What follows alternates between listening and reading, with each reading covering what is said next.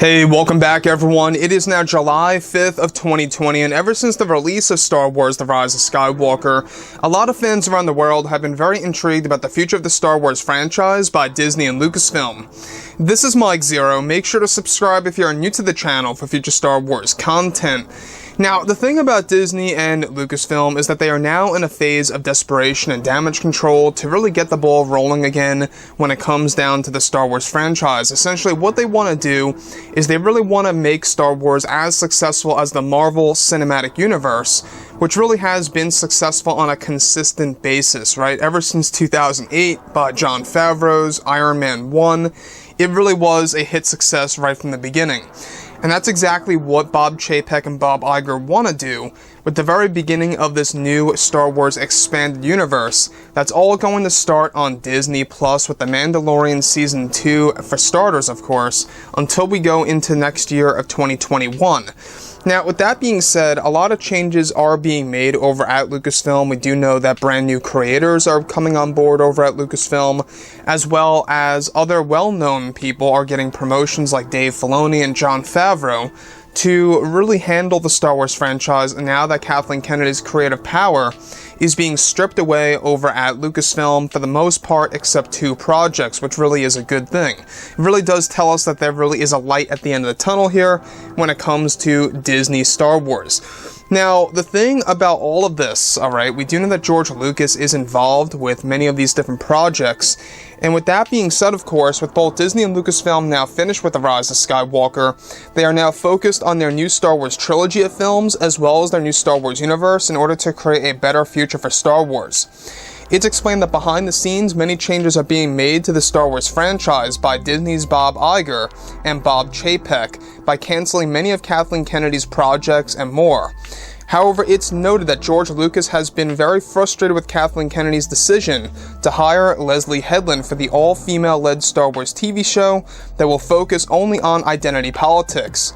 It's described that Lucas has been trying his best to get the TV series cancelled, as he knows it will be as big of a failure as the Batwoman TV series starring Ruby Rose, knows that it will be a big failure as well, and that Kathleen Kennedy wants to actually hire Ruby Rose for the new Star Wars TV show, since Kennedy believes Rose will be a great fit for Star Wars in general and what she is aiming to do with the franchise.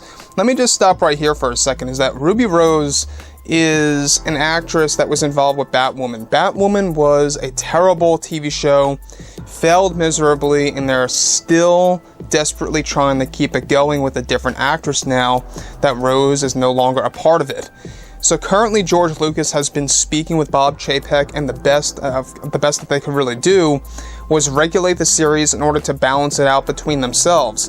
However, the TV show cannot be cancelled, and this is said to anger George Lucas over at Lucasfilm, as he fears it will actually be another backlash, this time for Disney Plus. And I've been saying this for a very long time, is that I don't know about you guys, but I've got a real gut feeling that this new TV series is going to be The Last Jedi 2.0. I mean, there's no other way of saying it.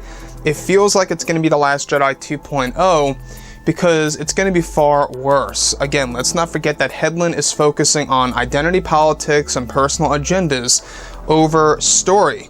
And she's having Brie Larson involved as one of the main leads, and she also is going to have Ruby Rose involved on some level for this new Star Wars TV show, which to me, it sounds like a disaster. I don't know about you guys, but this sounds like a nightmare just waiting to happen when it comes to Disney and Lucasfilm. So, this is one of the main reasons as to why Bob Iger and Bob Chapek are very unhappy with Kathleen Kennedy's decision to hire Headland, is because, well, not only was Headland once the personal assistant of Harvey Weinstein, Headland really doesn't have any experience with loving Star Wars or being a fan of Star Wars. She herself even said in an interview, "I don't even have a favorite Star Wars movie." She doesn't really care about Star Wars. She's just on this, of course, obviously A, for the money, or B, to just show her own TV show with the Star Wars label slapped on top of it. That's how I see things, at least. I don't know if you guys disagree, but that's exactly how I see everything happening right now by Leslie. Now, the other thing that I do want to point out here is that the good news about all of this is that George was able to somewhat regulate this TV show. It would have been a whole lot worse if George did not make a deal with Bob Chapek and Kathleen Kennedy. You know, thankfully it was regulated, but do I still think it's going to be a major disaster that's going to create a backlash? I absolutely do. 100% this is going to be the new Batwoman in Star Wars form. 100%. Unless they do a complete 180 and they steer clear away from those identity politics and all those agendas being thrown in that's going to focus away from story, then and only then I think that they can fully embrace what that show could really be at heart. So, like I've said before in the past, guys, you know, drop a comment below. Let me know what you think about all of this in the comments. And if you guys did enjoy the content for today, do make sure to drop a thumbs up on this video to support the channel. I thank you all so very much for the kind support, and I'll catch you guys next time.